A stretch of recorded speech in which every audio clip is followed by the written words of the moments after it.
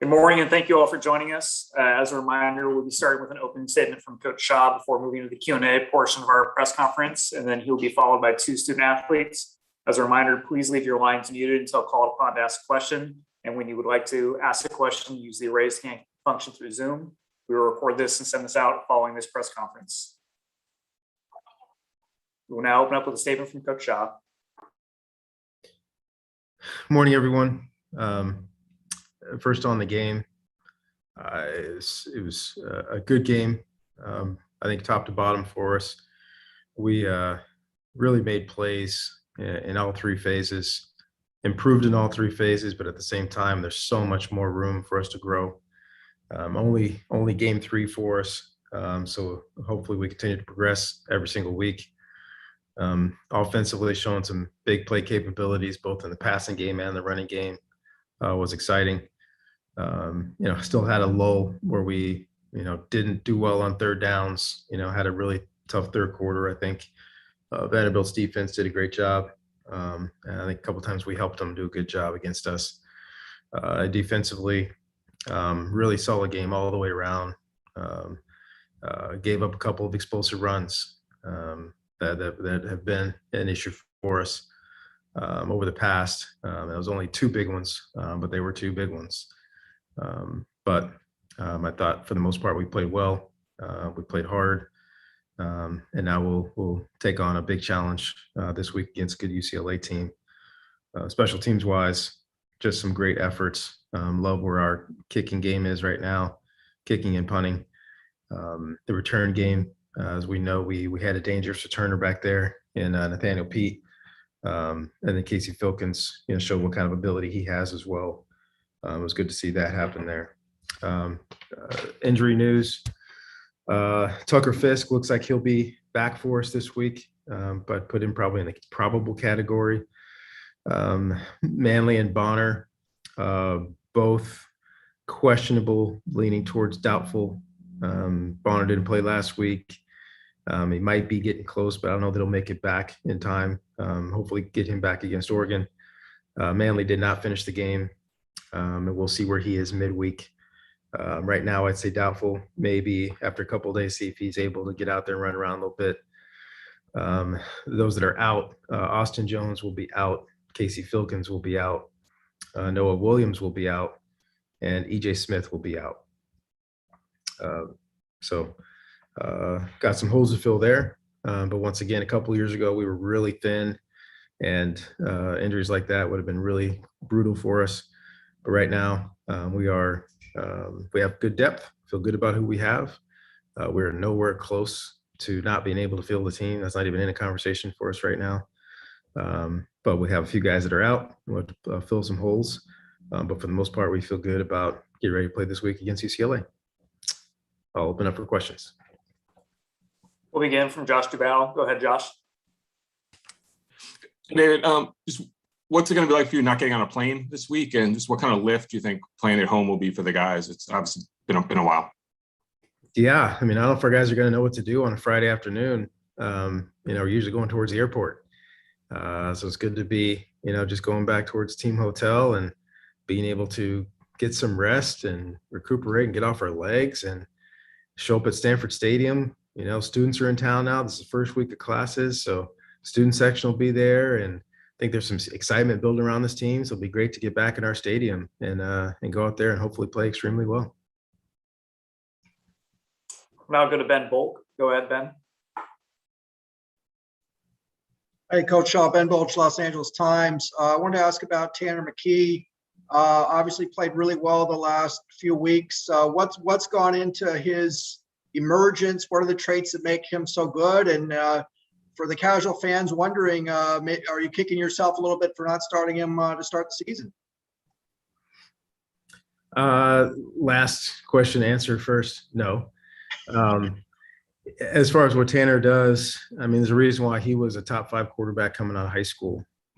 Size, athleticism, strong arm, quick release, leadership, accuracy.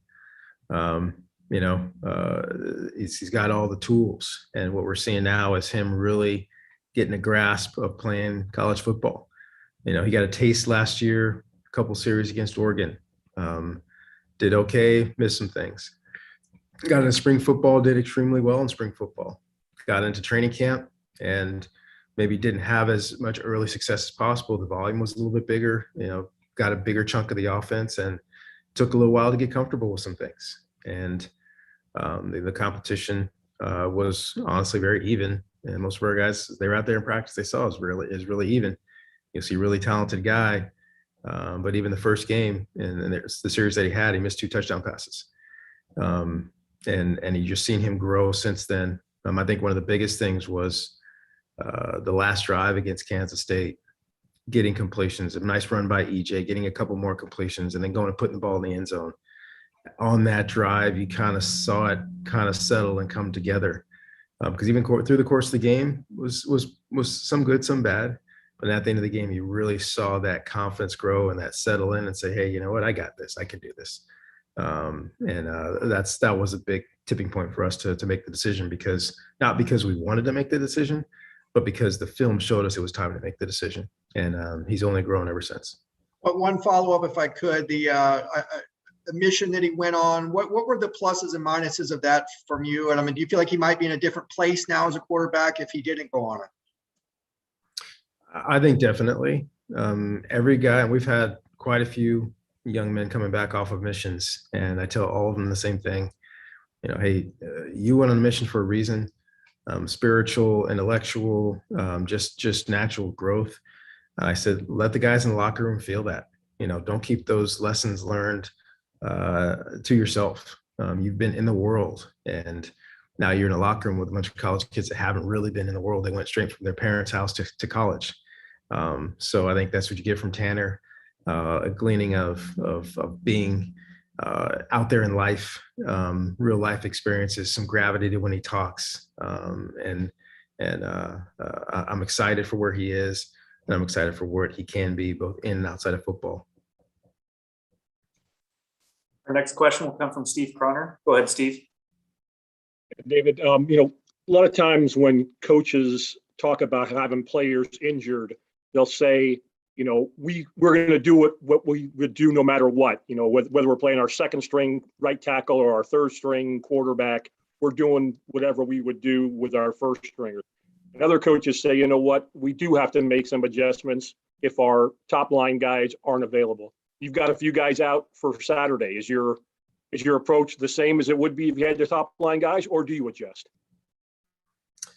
Some of you on this Zoom have heard me say this before. I look up to Tara Vanderveer, and Tara's approach, it's always about the student athletes. What do they do well? We as coaches, we can adjust. It's up to us to find out what our best players do well and have them do that. Give them those opportunities. So when you have an Austin Jones that's not going, then you say, okay, Nathaniel Pete, what does he do well? Let's make sure that we're catering towards his abilities. And you have a quarterback, like from year to year, you may have a drastically different starting quarterback. Hey, you give the quarterback what he can handle, give him what he needs to be successful. So I'm in the vein of always adjusting towards what your players do well. Makes sense. Next, we'll go to Troy Clarity. Go ahead, Troy. Yeah, Coach, first, a bit more on Jones and Filkins and EJ. Any timetable for those guys right now? We'll see. Jones and Filkins in particular may be able to be back for Oregon. EJ is probably going to be at least 2 weeks, maybe 3. So we'll know more in about a week and a half on EJ, but hopefully Austin and Casey will be back next week. Okay. It seems like this year's squad has been maybe a bit more aggressive, perhaps on fourth down, going forward on fourth down in plus territory, maybe a bit more often than we've seen from the squad in years past. Is that an accurate observance? And how what are the kind of variables that you kind of come at when you're trying to decide whether to go for it on fourth down, and why is it kind of happening a bit more, it seems, with this year's team? For me, it's all about context. I don't have analytics on this. I run away from those analytics discussions. I'm a John Gruden disciple, and he used to always say play calling is about your film study and your gut. So for me, it's what's going on in the game. With the guys that we have up front and the runners that we have, I'm probably going to be pretty aggressive inside the 5-yard line on the fourth down. If it's 4th and 5 from the 5, maybe not. But fourth down, 3-yard line, 2-yard line, hey, I'm probably going to be pretty aggressive. I love our runners, including Isaiah Sanders, and I love our big receivers. And we saw that this past weekend where we got stuffed. I know, just a terrible call by me. Should have called something else. But next time we're down there, got an athletic fullback like Jay Simmons sliding out into the flat. You got a 6'4" receiver that's got serious hops in Bryson Tremaine. You throw him up and let him go take a ball. So we're going to be pretty aggressive down there regardless of the situation. But the situation does matter. If you're down by 3 in a really tight game with the clock running down, hey, that's a call I'm going to have to make, whether we kick it and go for overtime, or hey, we're down by a certain amount. So the context still does matter, but inside the 5-yard line, we're going to be pretty aggressive. Now go to Dave Kiefer. Go ahead, Dave. Yeah, hi, Coach. Just about the load that Nathaniel might have to shoulder this weekend. Obviously, he's proven himself in the opportunities that he's gotten. Just wondering about, how much responsibility will he have? And also, will this give you an opportunity to do different types of things? Like you mentioned, maybe more plays with Isaiah or some other kind of combinations. Yeah, we still have a lot of options. We really do. We're going to miss Austin. We're going to miss Casey. When Casey was just coming around, and you started to see what we saw in Casey in high school, the Oregon Player of the Year coming out of high school. And EJ's been showing us a little bit more every week and had one heck of a run. We're going to miss those 3 guys, but Nate Pete's also shown everybody what he has, and he's got some juice. He's got explosion. So obviously he's going to carry a larger load, but we have other options too. So we're not going to, play Nate every single play. We're gonna have a chance to give him a rest here and there. We have multiple guys we feel like we can go back there and be more than just efficient with. We think we have some guys that can really play. So it'll be a challenge, but at the same time, opportunity for those guys to step in and make some plays.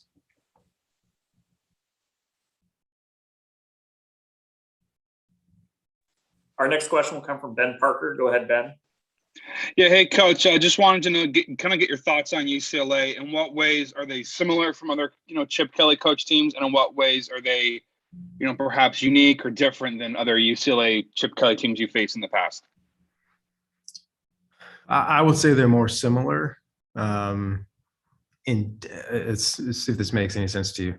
In general, Chip Kelly's teams are just dangerous. Right? They may look different. There may be different personnel groupings, right? One year it was a lot of 12 personnel. Another year it was a lot of 11 personnel with 3 receivers. This year there's more 3 tight ends out there.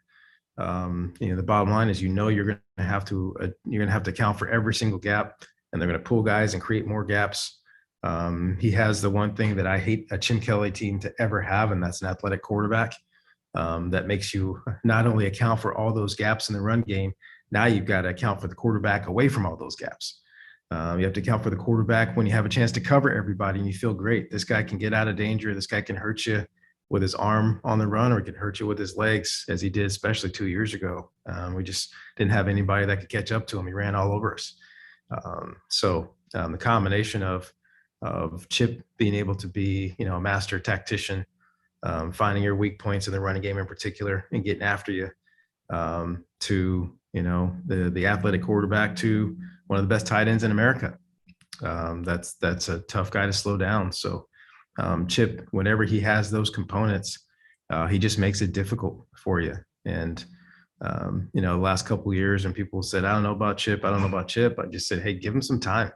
Once he gets his guys in there, once he gets the guys up front that he wants, once he gets the runner, quarterback, and skill positions that he needs, he's always difficult. And that's where they are right now. Go back to Steve Kroner. Go ahead, Steve.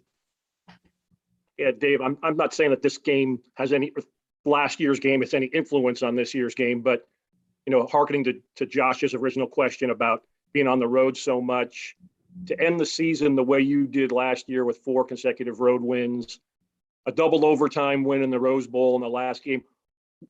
9 months later, where does that win rank in David Shaw's head coaching career?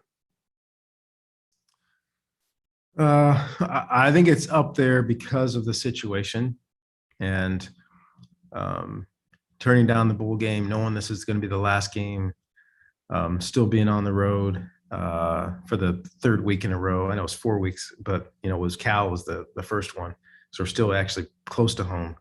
But that was a big one, partially because of the situation, but then also partially because we won the game in the first half, and then we lost the game midway through the second half, and then we played even back and forth with them, and we're able to edge out at the end. It was an emotional game that showed the resilience and the resolve of a football team that had been through a lot in the previous 6 to 8 months. So that's one thing I'm proud of, how that team finished that year, not just with a victory, but finished that year fighting and scrapping all the way to the end through all the difficulties. But yeah, it was a heck of a college football game. Two teams making a ton of plays, two teams getting guys injured and other guys stepping in and making plays. It was a lot of fun. And hopefully this game goes more like the first half than the second half for us. We'll go back to Troy Clarity for our next question. Hey, Coach, what have been some of the points of emphasis for the run defense this week? Like always, just, you got to be gap sound. You got to know where you fit. And even more so as we go towards UCLA, that's just going to give you so many different looks and so many issues. That's going to present so many issues that you have to be sound. You have to know where you're supposed to go. And then you better be ready to adjust. Right? Because one thing that's been consistent with Chip is he's going to come out with his game plan and he's going to see where you are. Oh, you're fitting that well? Okay, great. You're taking away this, I'm going to take that. Right? So it's this constant, tennis match with Chip as far as being able to take away something that he perceives as a strength, but then also you show a weakness when you do that, and he'll go back and take advantage of that. So there's a consistent cat and mouse game with him, and in particular in the running game. And then once you feel like you've got all those problems solved, that's when the play action pass comes, right? You're protecting against his strong suit, protecting against your weak suit in the run game. And then next thing you know, you give up a big pass because everybody's focusing on the run and you get the play action. So that's the thing with Chip, is realizing that he's got a very comprehensive scheme that, unlike some coordinators, hey, you start beating them and they don't know how to change and adjust. That's not Chip. Chip is going to be constant probing of how you're fitting your runs. Now, if you don't stop something, he'll do it till the cows come home. And if you do stop it, he knows you're going to give up something to take that away, and he's going to go back to something else. So we've had a lot of competitions against Chip over the last decade, and that's the constant battle with him. Go back to Dave Kiefer. Yeah, Coach, just with the secondary's depth kind of being tested, does this make you appreciate Kyuhyu even more and what he's able to do, not only as a player, but also as a leader, and also maybe adding additional responsibilities? Yeah, his approach, his approach is like a pro. Such great preparation, high standard for himself for how he practices, taking the challenge of learning a new position, and he's shown that now he can play corner either side. He can play the nickel slot position. So that versatility and that attention to detail has been something that I know the younger guys have watched, and hopefully try to emulate over their time here. We have time for two more, starting off with Ben Parker.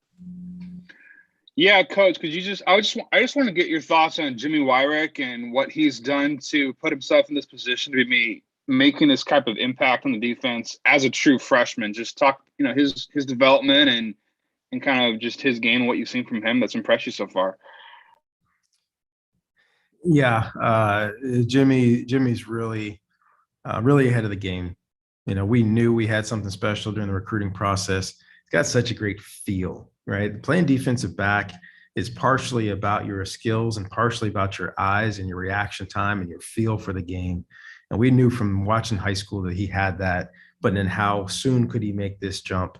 We weren't anticipating him going this early, but much like Terrence Alexander way back when, much like Ronnie Harris way back when, much like Quentin Meeks way back when, guys coming in and playing that nickel position at a very, very young age. Coach Keener really knows how to streamline it for them so they can play fast and not have to think too much, but play with their instincts and put them in position so they can make plays. And Jimmy's really taking it and running. Getting a couple interceptions, 2 interceptions in your first 3 games, some more passes defended, some big time tackles in space. Jimmy's not the biggest guy, but he plays big. He's physical, he's strong, he gets guys on the ground. It's going to be a fun matchup for him against UCLA, but couldn't be more proud of him, of how he's approached the beginning of the season and the beginning of his career.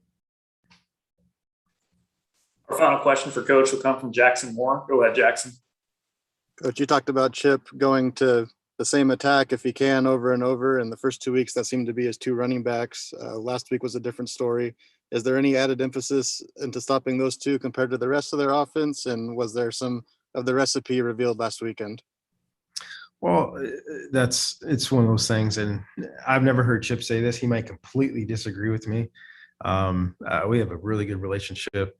I think our approach to football is very, very similar. It looks different, but I think it's very similar. It's being able to run the football and take advantage of how people are aligned. And so battling Chip Kelly always starts with the running game, and fitting your secondary off of that. Because which we saw, way back when, I believe 2011, if you don't stop a play, he will run it down your throat and just sit there and smile at you, until he comes and shakes your hand in the 4th quarter. So you have to be able to adjust. You have to be able to understand what he's doing and try to stop it, but at the same time, realizing what you're getting up. There's only 11 guys out there for each team. You got to position them as specifically as much as possible. You got to be able to be aggressive at sometimes too. If you're overly aggressive, he'll take advantage of that. So you have to go back and forth between being aggressive and then, slanting and moving your guys and trying to play with great leverage. So it's like I said, it's a 60-minute battle to try to defend that offensive attack. Okay, thank you very much, Coach. Thank you all. We'll be joined by starting quarterback Tanner McKee shortly. Thank you for your patience.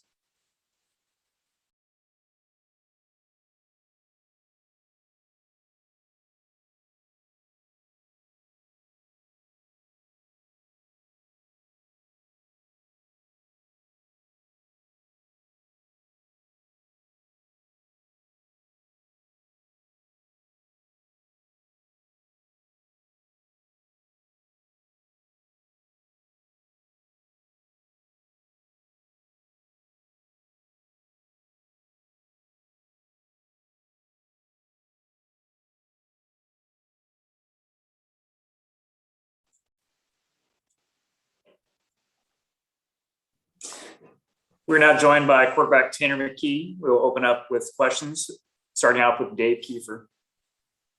Yeah, hi, Tanner. Just wondering about with some injuries to running back position, how does that affect the game plan and also, your responsibility this weekend? Personally, it doesn't change it that much. We have a lot of trust in our depth and the guys that are going to step up and play. Not 100% sure how those are going, so we'll see if they will be back or not. But we definitely have a lot of depth in the running back room. Guys are going to step up and play. We're going to have to execute just like normal. Next question will come from Ben Bolch. Hey, Tanner, Ben Bolch, LA Times. I wanted to ask about your success these last couple of weeks. What do you think's gone into that? What does it feel like, and how do you keep it going? What has gone into it? A lot of hard work, a lot of time studying the playbook and working with coaches and working with the team. We've kind of talked about the time that we've put in since spring ball, since summer, since a long time ago. It just doesn't show up on your front porch when fall camp begins or games start. So this team's really special. We've been trying to create a different atmosphere around here and a different way to approach the game ever since we've come off of last year's season. So I feel like that's been really helpful for us, how to keep it going. I just think we need to improve every single week. We need to get a little bit better. Can't be complacent, can't be happy with a 2-1 record or coming off two wins. We need to keep going and keep getting those wins and then keep becoming the team that we can potentially become. One other question, if I could. Your mission, how do you think it impacted your development as a quarterback and where you are now? I mean, I think it's helped a lot, overcoming adversity. It's obviously not easy going to a foreign country and not really knowing anything, not knowing the language or any people or anything like that. So I feel like it's helped me in that aspect, as well as just communicating, understanding other people. So I feel like it's just helped me mature as a person as well and as a leader. And then one follow-up, how did you stay sharp with your quarterback? I know you had maybe some deflated footballs and some makeshift weightlifting. Can you tell me a little bit about that and how you tried to stay sharp? Yeah, so American football isn't that big in Brazil, as you can imagine. So I try to find whoever I could that would play catch. A lot of them were interested in playing, but as far as running routes and things like that is a little difficult. We actually did find a semi-pro team down there in Curitiba in one of the areas that I stayed in. I got to play with a little bit, so that was a lot of fun. So just doing what I could, waking up early, trying to stay in shape, like using bands and things like that. Our next question will come from Ben Parker. Yeah, I got two questions for you. One's football, one's kind of mission related. First of all, just the UCLA defense, what have you seen from them and what kind of challenges do they pose? And then the mission related question, I'm just curious, what are you doing to kind of keep your Portuguese sharp? Listen to hymns, reading the Book of Mormon. What in Portuguese, what are you kind of doing to keep your Portuguese sharp these days? Yeah, so first off, the UCLA team, they're very talented. Obviously, they have a lot of guys. They love to bring a lot of pressure. And so once we get that protected up, we feel like we can really make a dent in their defense, throwing the ball and doing those things. So just picking up those pressures, identifying the fronts, and making our right calls up front. How am I keeping up my Portuguese? So I'm trying to take as many Portuguese classes as I can. I tested out of the requirement to take Portuguese at Stanford, but I'm still going to take more advanced courses just to try to keep up the language and speak as much as I can. With technology, it's great because I can FaceTime or call anybody that is from Brazil that I taught or lived with or things like that. So that's been great. And also, yeah, I try to read my scriptures in Portuguese just to keep up the reading and literature aspect as well. We'll now go to Troy Clarity. Hey, Tanner, two things. One, what do you know about yourself as a quarterback and about this team now that you might not have necessarily known after the end of week one? I think we just have a lot more confidence. We've showed the team that we can be, and we've showed a lot of glimpses of a really good team that can beat anyone in the country. And so I think when we do everything that's right, when we're focused on the little details, whether that's our splits or what foot's forward or what gap we're supposed to hit or things like that, we could really beat anybody. And so I feel like these last two games has given us a lot of confidence that we can kind of play with that swag and play a little looser, knowing that we could really compete with anybody. And second thing, of course, I'm sure watching the tape, the UCLA Fresno State game from last week, what was going through your mind when you were watching Jake Haener go through what he was going through, especially at the very end of it all?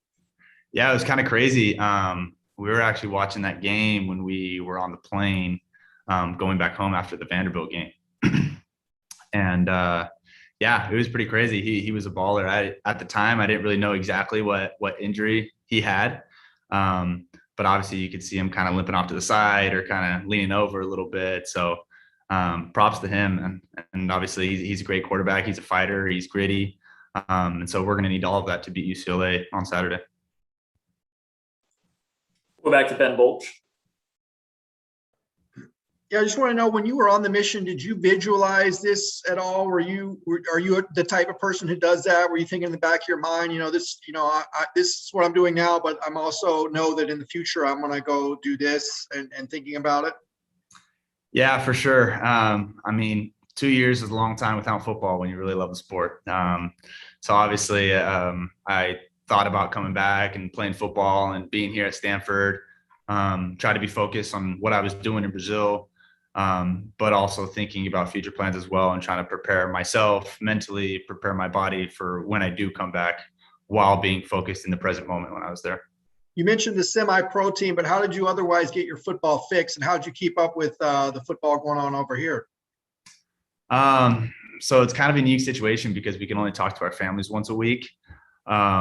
And so through emails or calls, my dad would really give me the updates on what happened throughout the week, how Stanford did, how the rest of college football was doing. So it was kind of, I never watched any of the games. So coming back from my mission, I was hearing about Joe Burrow or Pat Mahomes, and I was like, these are kind of new names to me when everybody's talking about these guys. So it's kind of interesting. I've never seen them play until right when I got back, obviously. Thank you. Go back to Dave Kiefer. Yeah, just two questions. One, briefly, you mentioned the semi-pro team again. Did you actually like suit up in a game, like a tackle football game? And is there like photographic evidence of this? That's my first question. And then the second question is, could you just talk about what you appreciate about Bryson and what he brings? Yeah. So first question, I did not suit up in a pad and helmets. The team it was just like a scrimmage that they were doing against themselves. And so I showed up for the practice and took a few reps at quarterback. Obviously I wasn't live. I wasn't suited up or anything, but they had their play card and ran their plays and things like that. So that was a lot of fun to be with them and kind of learn how they play the game, how we play the game, give a little bit of my experience. And so it was a lot of fun. And Bryson Tremaine, he's a stud. Obviously he's kind of got every aspect that a quarterback can wish for. From a receiver, he's got speed, he's got good hands, he's tall. He can do it all. He can locate the ball on a back shoulder. He can go deep on a deep route. He runs great routes underneath as well. So overall, he is, I don't know, he's kind of like the epitome of an ex-receiver, for sure for me. I know when there's a one-on-one matchup that he's going to win. And we just kind of have that trust in each other that when it is a one-on-one, we've worked so many different routes at practice that I know when he's going to get out of his break, and our timing's really good. And I just think we can make great connections.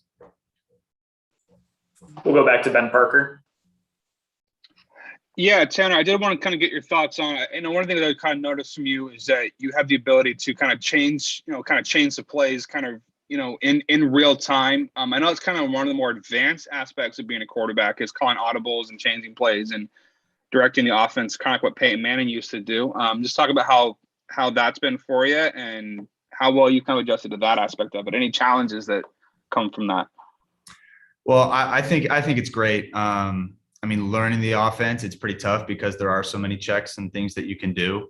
But once you really get a hand and really get an understanding of what this offense can do and why we're doing the things we are doing and why we're killing a play or checking to a different motion or things like that, you just kind of understand the whole picture and you really have an answer for everything. I think that's what's so great about this offense. No matter what the defense does, we have an answer for it because we have so many options that we can do. Go back to Ben Bolch. Being from Southern California, what was it like to win that game at the Coliseum? And I know that UCLA was on your list of schools you considered one time. Can you tell me about how that played out? I mean, playing in the Coliseum was a lot of fun. Growing up, I've watched a ton of games in the Coliseum and been to a lot of games there and obviously had great experiences there. So it kind of felt surreal walking in and realizing that I was about to play the Trojans instead of just watching them play. So obviously that was a lot of fun to kind of go down in Southern California and play the way we did. And then, sorry, I forgot. What was the second question? I believe you had UCLA on your list of potential schools at one point. Can you talk about how that played out? Yeah, UCLA is a great school. They're obviously really good academically. It was close to home. So it would seem like a pretty good fit for me. So I did take a couple of visits there and really liked the coaches, really liked everything about the program for sure. I think it's a great program. Thank you. Do we have any final questions for Tanner? Okay, thank you very much, Tanner. Thank you. We'll be joined shortly by Kyuhyu. Thank you for your patience.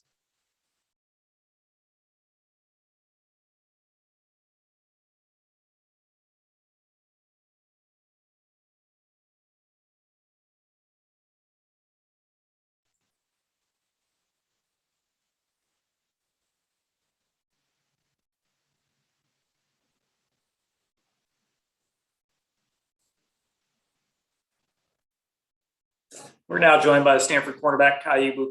We'll roll straight into the Q&A part of this. So if you'd like to ask questions, please use the raise hand function. Our first question will come from Troy Clarity. Hey, Caillou. Looks like the next man up mentality is going to apply again for the secondary this week, as it has throughout. Jimmy Wyrick showing some great things in that respect. Noah Williams gone appears for this week. How's that next man up mentality going to affect things again this time around against UCLA? Kyuhyu, your computer's on mute. Sorry about that, guys. Yeah, like you said, next man up. I mean, it's just a thing that no matter what, you're a backup, you're a scout team, you always got to be ready, because, football and life is just so unexpected how things happen. But I think it's a great opportunity for, first, guys to touch the field. Guys been chomping at the bit to get on the field, especially playing at home, playing against a great team like UCLA. And I think we're ready. I have no lack of confidence. Any guy who steps up in my DB room, they're always ready, always prepared, always asking questions like they're actually going to play that week, even though they maybe won't. But they're always ready and always prepared. Our next question will come from Dave Kiefer. Yeah, hi, Kyuhyu. I just wondered how your responsibilities have adjusted, over the past few weeks, whether it's, taking on more nickel or slot responsibilities or leadership, or maybe, just trying to keep everybody on the same page as new guys kind of come into the lineup. I'm just curious how you've had to adjust. Yeah, I'd say, going towards in like the start of the season, Kansas State was all nickel. I was never playing nickel before, and all camp was preparation for nickel. USC had a great receiver. They had to put me out in corner. And that's kind of where I'm going to be at, knowing that Jimmy Wyrick is doing such a great job at nickel. No need to put me there when he's doing such a great job. So corner will be where it's at. And as far as leadership goes, I'm more of a show leadership through my play and through my hard work. And I've kind of had to transition into more vocal, helping the guys, just being that motivation, because with that next man up, it does cause some, a little stress for the young guys. They're put into a situation, and I'm kind of there for them because I've been there, that freshman who was thrown into the fire. I'm like, you just got to, I say, without being, explicit, but just let your nuts drop and go ahead and play, man. You have fun out there. It's going to be okay. So I've been kind of that leadership role for them, of course, and answering questions that they have. Our next question will come from Ben Parker. Yeah, could you just talk a little more on Jimmy Wyrick and what you've seen from him and what's enabled him to make the impact he's made as a true freshman? Yeah, just since he's been here, he's been just a like a little gnat, not being annoying, but just always asking the older guys questions. Anything we do as far as extra work in the weight room, extra work after practice, he's trying to get every single thing he can do in order to be a great player on this team. And he's just really dove into the playbook. That's all it is. You can have the athletic ability, but if you don't know the playbook, can't put you on the field. And he's just dove into that day in and day out, took it on what the older guys have done, copied us, just become a great and matured very fast. And I'm proud of him for that. We'll go to Ben Bolch. Hey, I'm just curious, are you friends with Obi Ebo? And if so, have you been in touch with him as he gets prepared to come back to Stanford Stadium for the first time? Yeah, me and Obi are tight, man. I just saw him over the summer before we started camp and stuff. I haven't talked to him this week. We're focused. He's focused. I'm going to let him. I'll see him after the game. But yeah, great friend of mine. He was actually my mentor when I came in as a freshman, which is crazy. He took me under his wing my freshman year. So I have a lot of respect for Obi and hope the best for him for sure. And then another question, what's it like to go up against Tanner in practice? Tanner McKee, obviously very impressive the last couple games. What, when you're out there trying to finish passes, what makes him so good? I just have to disguise. I can't just be playing simple out there because he knows what's going on. I gotta move, maybe bail.